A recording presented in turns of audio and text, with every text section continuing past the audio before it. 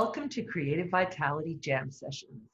Here we have intimate conversations about reimagining creativity and supporting and building community. Creative Vitality Jam Sessions and I walk in solidarity and as allies for equality, justice, and respect because Black lives matter.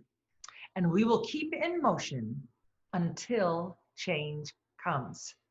I'm Helen Pickett, and today's guest is Amy Seiwert, choreographer and founding artistic director of Imagery, a contemporary ballet company. Amy and I have been swirling in the same choreographic circles for years now, and I'm so excited to finally have a talk with her. Hi, Amy. Hello, how are you doing today?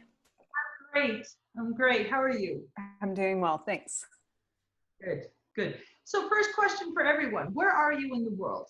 I am in Sacramento, surrounded by fires, unfortunately. So That is crazy time to be in Northern California. Yeah, that's tragic. Wow, is it very close to Sacramento? It is not that close, but the whole valley is filled up with smoke right now, and the Bay Area is filled with smoke, and it's crazy how fast these fires are going. So yeah, so just thinking of a lot of friends who are in danger zones, and yeah, it's a lot to wake up to. So yeah. Well, I would like to start right off the bat with your gorgeous contemporary ballet company, Imagery. It was incorporated in 2011, right?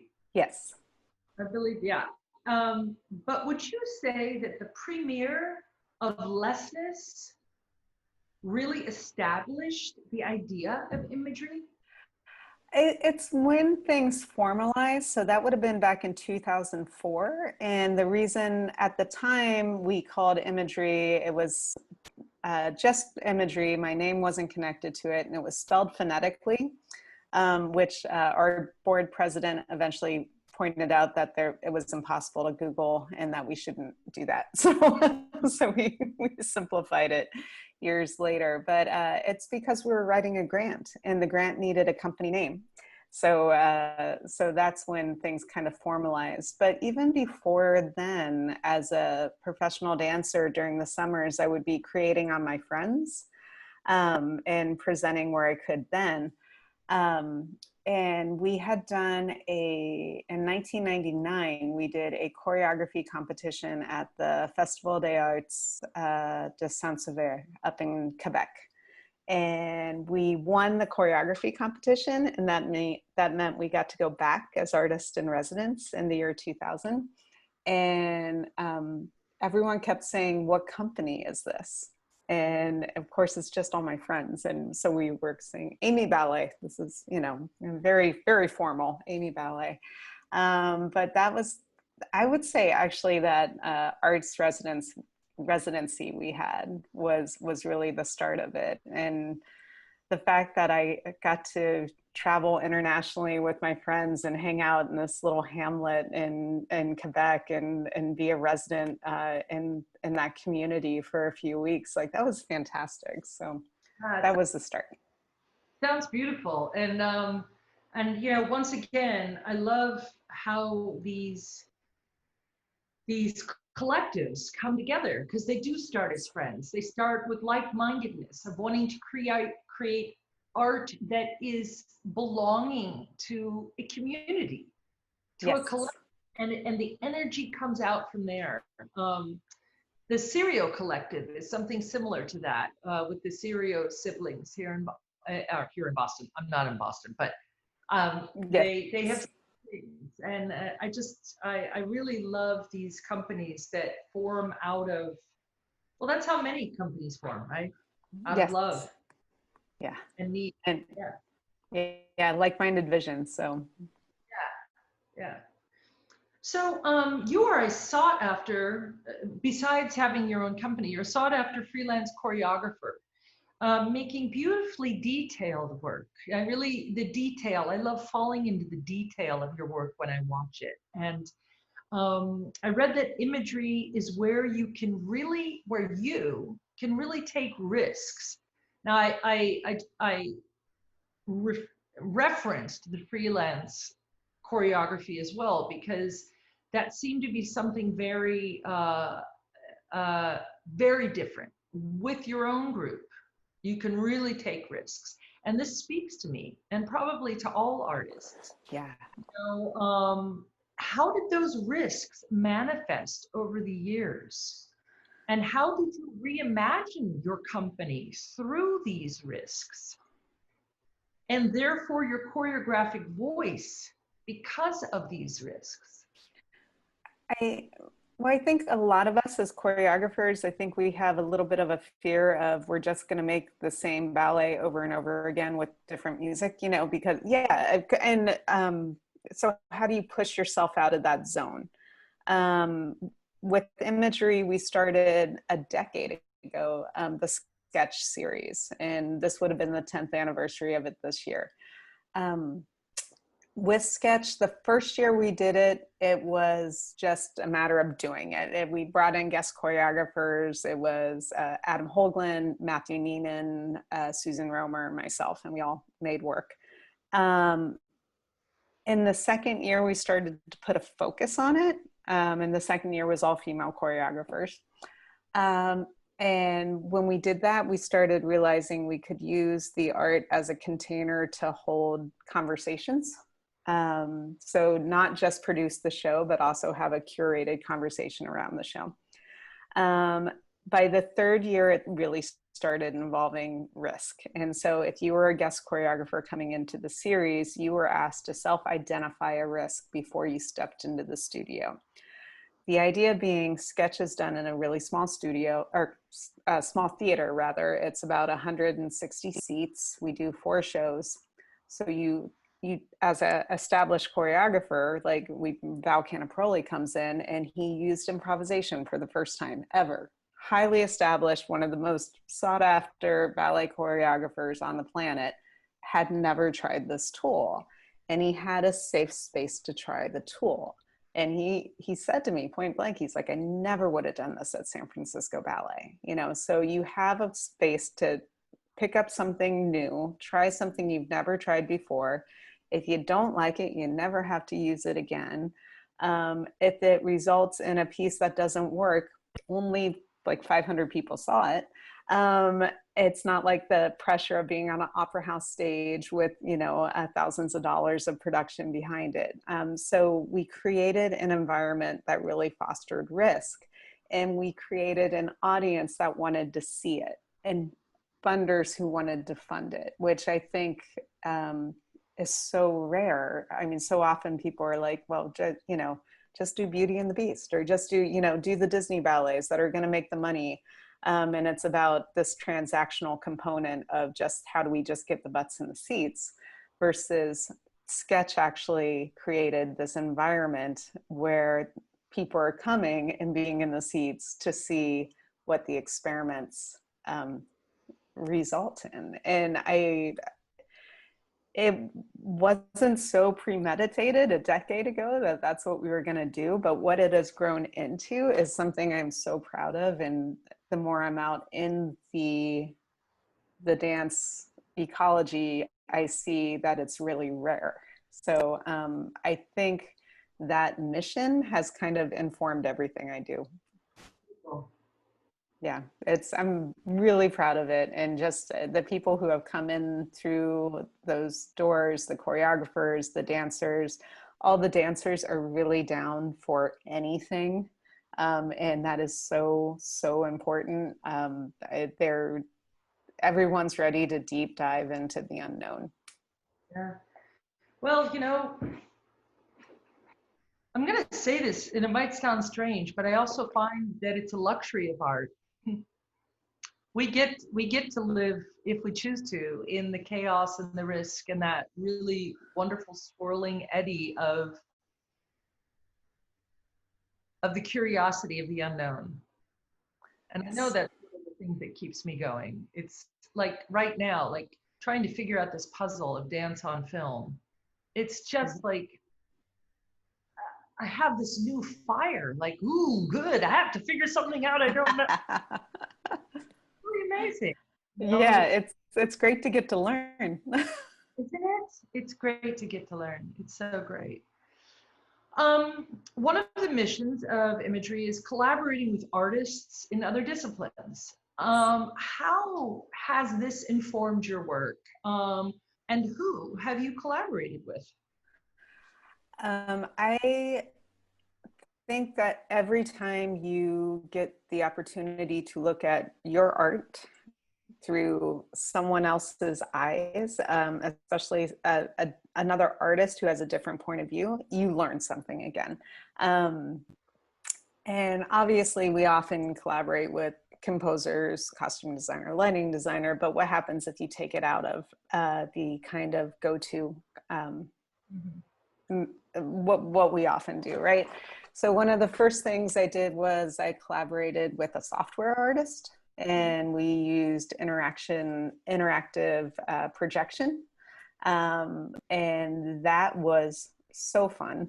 And it came out really, really well. I've actually done 3 collaborations with that artist, Frieder Weiss. He's based out in Germany. But that was great. I learned so much with him. The other one, and this was actually a collaboration, not with Imagery, but with Atlanta Ballet, working with Mark Bamoudi Joseph, who is an incredible spoken word artist and amazing performer, fantastic, rock star poet. And he has consistently pushed me harder as an artist than anyone else I've ever worked with. We did this piece for Atlanta Ballet, and it was based on his experiences being at Morehouse. And he had written this book of poetry that was based off of, there's a section about Southern Belles, there was a section about the Atlanta Braves, there was a section about Atlanta Red Clay, and then there was a section about the Atlanta child murders. And and he read me this poem, and I remember we were sitting in San Francisco, Yerba Buena Center for the Arts in the Forum, and I'm sitting there with my little recorder, and he reads me this poem, and I'm just like, I can't create to this. I have this is this subject matter.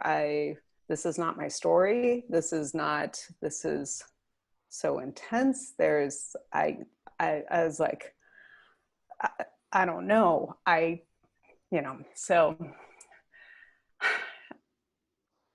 So fast forward, now I'm in Atlanta, and I've got all my prep work, and somehow I don't have printed out this one poem. So I have it emailed to Paige McFall, who is working as my ballet master for this piece, and of course is married to the director of the company. And I was like, Paige, can you print this out for me? So she prints it out, and of course John McFall, who was directing at the time, saw it. And I'm in a studio warming up by myself, and he's like, I saw that poem. And I was like, I know. And he's like, are you sure you want to do that? And I was like, no, I'm not sure at all. Like, I'm terrified. So, he kind of amplified my fear and my hesitation in this moment. And I've never been more scared. I remember waking up that morning and thinking, I had to start Atlanta Child today, and just feeling the weight, and walking in the studio and the community with those dancers that were going to be in that piece. I've never been more terrified. And it was so powerful on stage. And it was a moment I'll never forget, and feeling like the audience holding their breath while it was happening. And, Bamoudi's up on stage doing the poetry live with the dancers, and just this story being told. I don't know, it pushed me in a way that not many people have ever pushed me artistically. So I never would have gone there alone. Never would have gone there alone. So I think whenever you can collaborate like that, you can learn, you can be pushed out of your comfort zone, and a good collaboration is always creating something that couldn't have happened without everyone involved in the room. So, yeah. Wow. Wow. Let's see. You danced for 19 years. I did. And you know Michael Smuin as a mentor. He was the director of the San Francisco Ballet when I first arrived, and so I remember watching.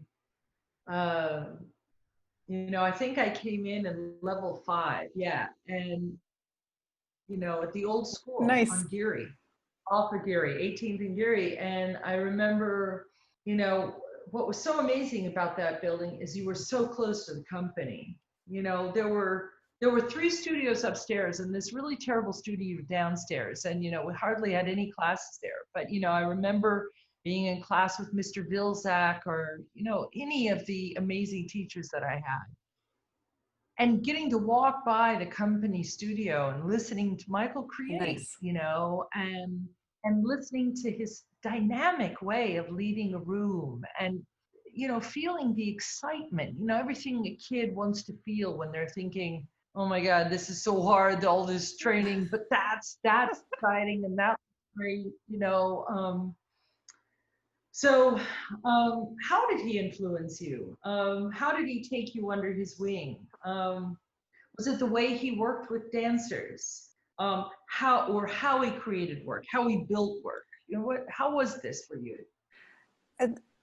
2 things. One, really just nuts and bolts wise, like his pas de work and how he created partnering, and just the invention and the lifts and the very much. It's funny because at one point, I mean, I'm 5'2" and I had a partner who was 6'5". And it was so fun, like the crazy partnering that you could do together. But it was beyond the traditional classical, like I'm going to be here on my leg, I'm going to do a bunch of pirouettes, I'm going to do a bunch of whip turns. The sense of going off balance and the non-traditional grips and what else you could do and how that was explored. That really influenced my work in a really great way. So I'm very, very grateful to him for that. More as a leader, I've heard, I don't know, but that by the time he was running Smuin Ballet,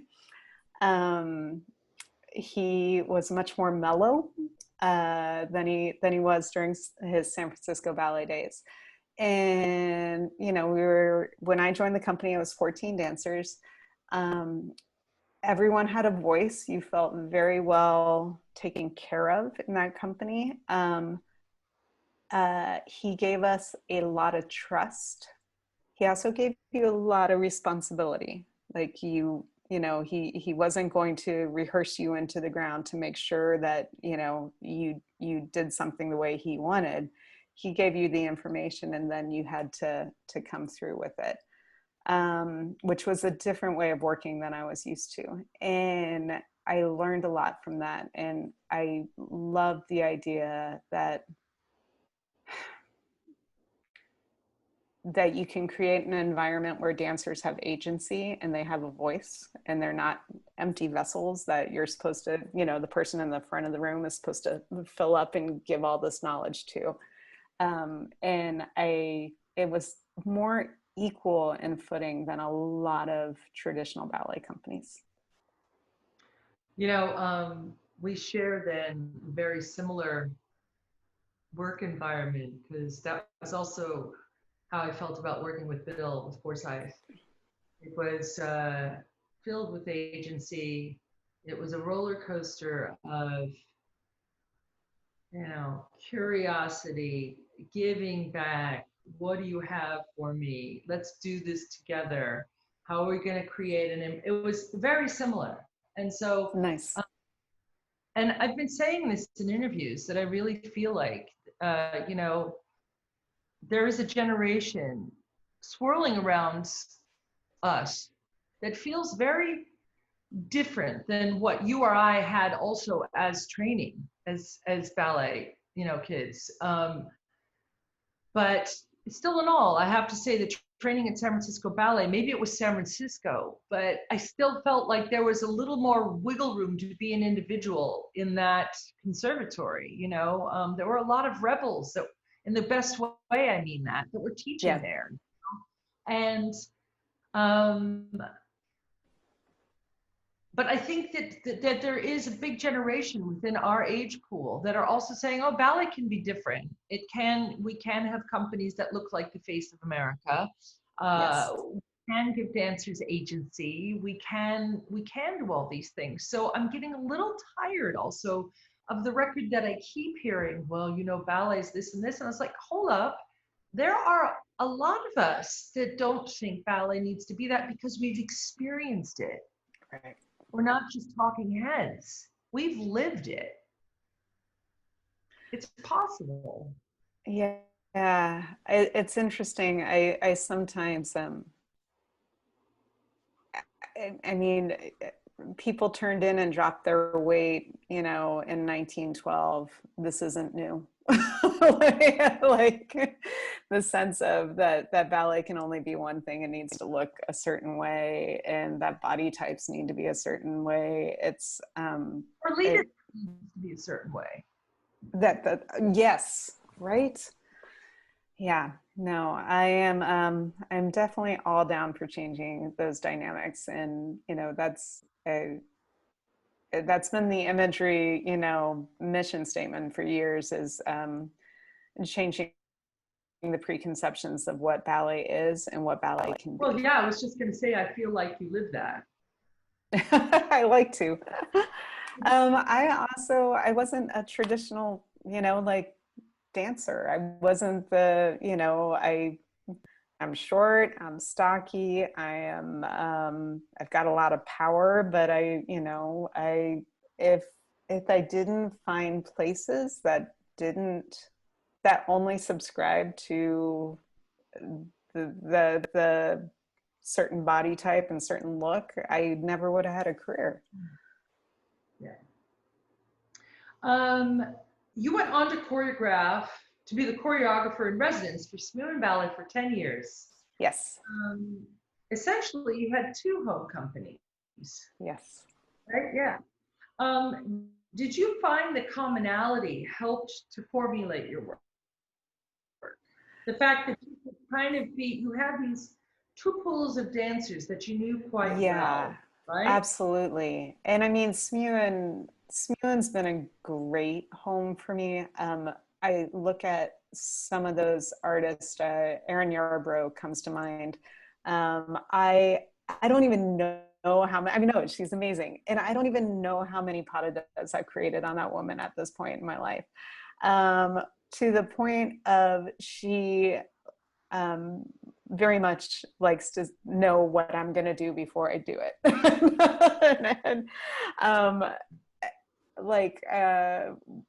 There's something wonderful about knowing an artist that well, because you can start the conversation at a deeper level. So when you go to explore, you've already gone through steps A, B, C, D, E of knowing each other. And now you can just get to an entirely new alphabet, you know? So knowing those artists for long periods of time, seeing them revisit works after a span of years, all that's been just great. Yeah, I love that company.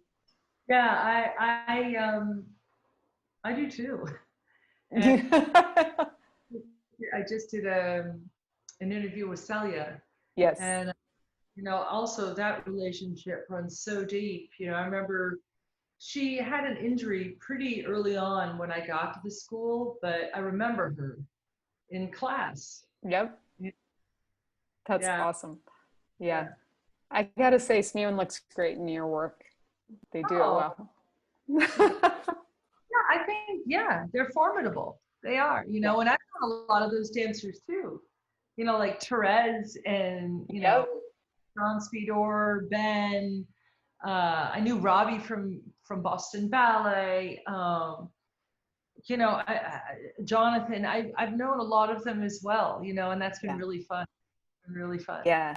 Teresa is another one because when you know, she joined the company the year after I left, and I think she was probably like 21 or 22 years old. And to watch her grow from like this uber talented little puppy to like the artist she is today has been just a joy.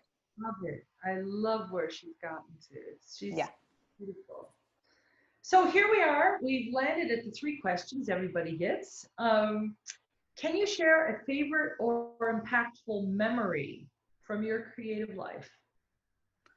Yes. So I danced for an insanely long amount of time, 19 years. And I think there was part of me that was really hesitant to retire because I love performing so much. And soon after I retired, I was working with Colorado Ballet on a new piece, traveling alone and working with artist Dana Benton, who I love and adore. And she was the featured woman in this piece. The whole piece surrounded her. And, you know, she had had a rough year. She had gone through an injury. And then the week before the premiere, her partner went out with an injury. So now we've got a new partner in there, and everything it was very stressful as far as the premiere goes.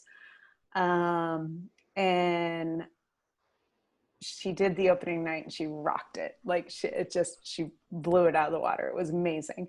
And, you know, it's opening night. So I go out there and we bow together. And I mean, I'm small. Dana's like shorter than I am and like 90 pounds wet. Like she is the tiniest thing on the planet. And I'm holding her hands and we bow and the curtain comes down and I go to give her a hug and she just started like sobbing, cause just like so emotionally spent. And I was just so, it's hard to define what those tears were because I mean, she had accomplished so much. And to be a part of what she had accomplished felt so much better than being on stage. And I had no idea, that being a part of someone's growth could feel that way. And it's something I will forever hang on to because it's so incredibly rewarding. Yeah. Uh, Again, similar thing, you know, loved the performing, but man, that first day in the studio and being with these dancers, and I'm like, look at them Yeah. giving everything. Look at that. I had such respect and admiration and love for dancers writ large that I was sold. I thought, okay, I'm in for this ride. I want to mentor and I want to be a part of their lives in this way. And similar. Yeah. Do you have an insight or daily inspiration that you can share about living a creative life?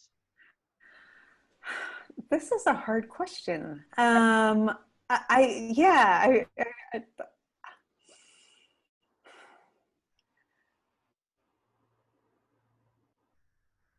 I think I would say it takes work, and that feels so kind of uninspiring to say because you know, it takes play and play takes work, and you need to be able to commit to that even on days when you're not in the mood or in days like you're dealing with a pandemic and fires and elections and everything else, and you've been on your computer too long, and what's your creative practice that day, you know? So it's sometimes you need to step into it even when you don't feel like it, which is, you know, I wish I could say every day I'm so inspired to go out and create, and some days, you know, you're just kind of you're tired. So, and especially on days when we're in isolation and you don't get to bounce the energy off the dancers in the same way as going into the studio.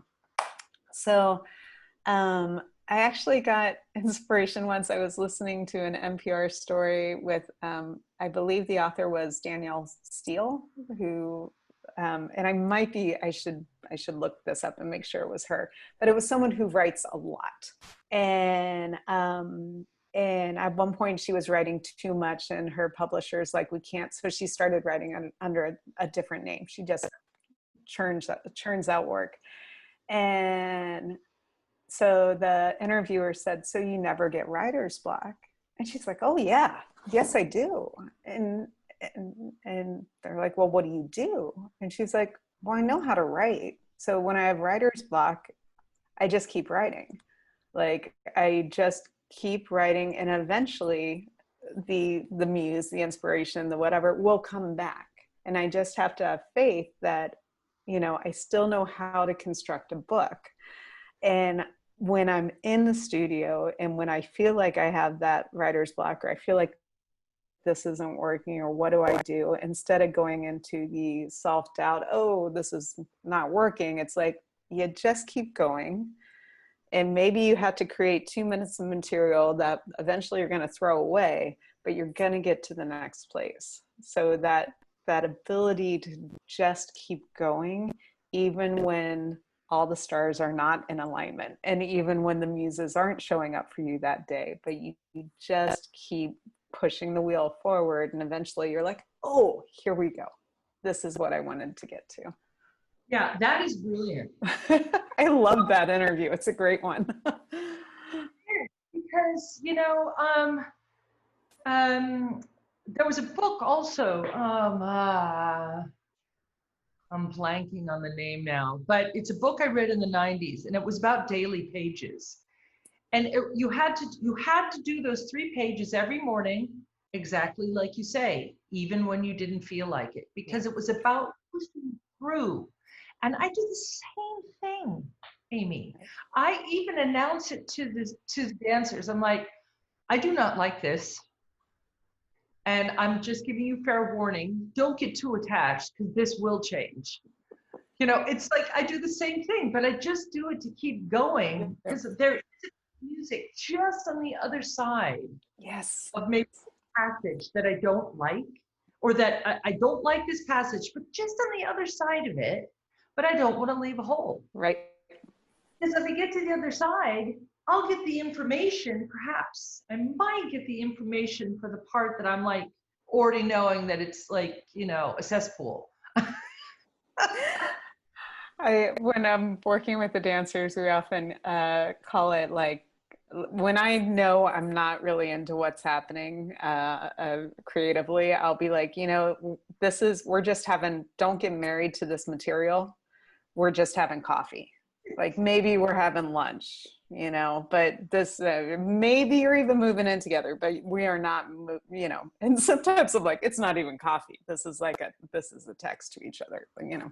So, but to warn them that there's a high chance this might go away. Same thing. The last very important question.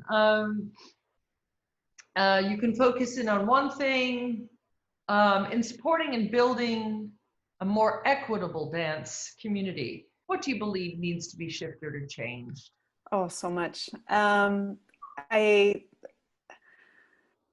think the pandemic is giving us this forced pause where it's creating space for a lot of important conversations, and that's been great. In the Bay Area, there are a lot of organizations coming out with reparations at this point in the arts, like a free studio space for artists of color, free production, you know, rental of the theater, training, stuff like this. So that's fantastic, and it's one of the reasons I love the Bay Area, is they're really stepping forward in a great way on that. I think even this season, if you look at some of the work Liza Yatema was doing with them, looking at seasons, there's still seasons of all white men. How are we doing that? It's 2020. Like, it's not that hard. You look at it, you program your season, and you look at it from this point of view of, do I have choreographers of color involved? Do I have women involved? And if you don't, you pull someone out and you do them in 2021. Like you just mix it up. Like you have to, it's not that hard to commit to. And what I'm a little worried about is that our field is going to, the financial implications of COVID are very, very real, and people are going to go back to ballets that are free or ballets they have the rights. So, you know, doing Les Sylphides, doing Don Q, doing, you know, the works that that you don't have to create and commission and put new production into, which is going to set us back, because not a lot of those works are by diverse groups of choreographers. So I think as a field, we need to, we need to step up. It's beyond time to step up. And I do love the work happening with the Equity Project, and with, I mean, Teresa Ruth Howard is amazing. So if people really can take the time and listen and to actively change, which I do think a lot of organizations are really actively working on. You look at someone like organization like Ballet Austin, who is constantly looking at what they're doing and trying to figure out how to do it better. That gives me hope. Yeah. I feel the same way. I think, actually, I did an interview with Teresa Ruth Howard recently, and I brought this up a few times in a few of these conversations now, but you know, we both agreed that, you know, the thing where people say, well, change takes time. You know, it takes time. And, you know, I've heard it as a woman a lot, you know, and people of color have, oh, geez, I don't even want to think about, you know, what they've heard, if they've even heard that phrase, you know, because, you know, things weren't even open, right? So now things are taking time. But Teresa and I both said, and we've experienced this, well, when people want to change, it's funny how it can be like that. Yep. So there is something to that, you know, change takes as long or short as people want the change to take. Well put. Yeah. You know? And I think that's happening. That's why I have some hope. I think that might be happening a bit. That kind of knocked into this place now. No more waiting or mulling it over. We don't need to. Yeah. Yeah. Yeah. Man, wow. What's Amy? So, you know, I've never had a coffee with you. We've been swirling these, you know, for so many years, and I mean, so great to talk with you. Such your insight, you're just such an inspiring woman, and I'm proud to share space with you in this time, in our creative time, in this time in our world. So thank you so much for this beautiful chat. It's been a pleasure, and it's great to reconnect with you, Helen. Yeah, I mean, we just pass each other by in the Bay Area sometimes, or so I have a website, and maybe you can give me more, but I have it says asimagery.org. asimagery.org. So it's your initials. Yes. Okay. So asimagery.org. Do you have another website or social media tags that you can also tell people who are listening where they can look and see more about you? Sure, yes. So if you look up imagery on Amy Seiwert's Imagery on Facebook and Instagram, we keep pretty solid presences there. So that's a good place to find what we're up to. And we've got some dance films coming out this fall. So working on those, and we're going to keep creating and stay active however we can. Great, beautiful. So yeah, please look into this, people who are watching, to get more information on this formidable creator. If you wouldn't mind staying with me while I do the last bit of the show, Amy. Sure. In the description box below, when Amy's interview is uploaded to our YouTube channel, Creative Vitality Jam Sessions, there will be a short bio on Amy there, plus other information about upcoming guests. And we have 2 sessions every week, Tuesday and Sunday. So please look, we have nearly 30 sessions now of these interviews. So there's a lot of really interesting people for you to get to learn about.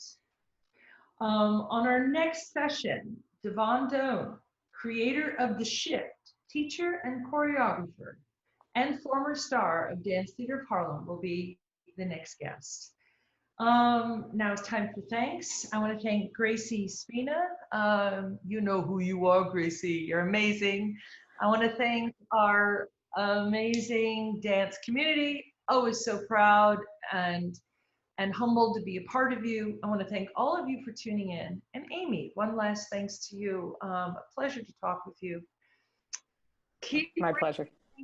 Creativity, and hope to see you soon. Good luck with everything. Okay, thanks. Bye. Bye.